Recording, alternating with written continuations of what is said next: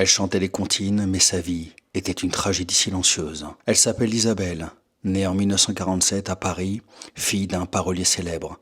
À 16 ans, elle est propulsée dans la lumière, on lui impose un pseudo, France Gall, des chansons et une image. Et très vite, elle devient l'idole des jeunes. En 1965, elle gagne l'Eurovision avec Poupée de cire, Poupée de son, une chanson écrite par Gainsbourg sur une gamine, manipulée par l'industrie. Sans qu'elle ne le comprenne, elle venait de chanter sa propre condition. Gainsbourg lui écrit aussi « Il sucette ».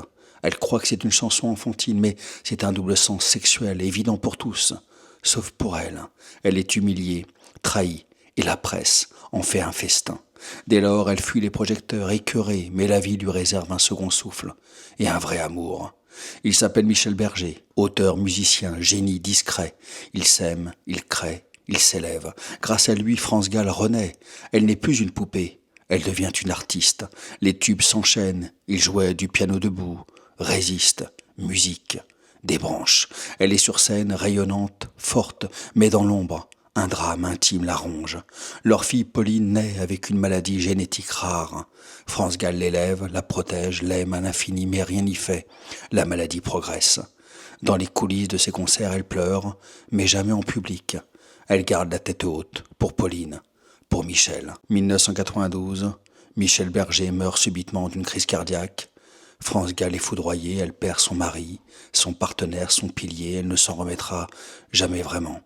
Et 5 ans plus tard, Pauline meurt à son tour, elle n'avait que 19 ans. France Gall ne chante plus, elle n'a plus de voix, ni de mots, juste le silence.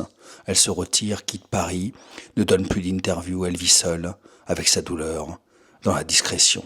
Elle reviendra timidement avec la comédie musicale Résiste, hommage à Berger, mais c'est la dernière fois qu'on la voit vraiment. Elle s'était construite dans la lumière, elle s'éteindra dans l'ombre. Le 7 janvier 2018, France Gall meurt d'un cancer, elle avait 70 ans, mais pour des millions de gens, elle reste la voix de l'enfance, la femme au sourire mélancolique, la poupée, devenue lionne et l'icône d'une époque.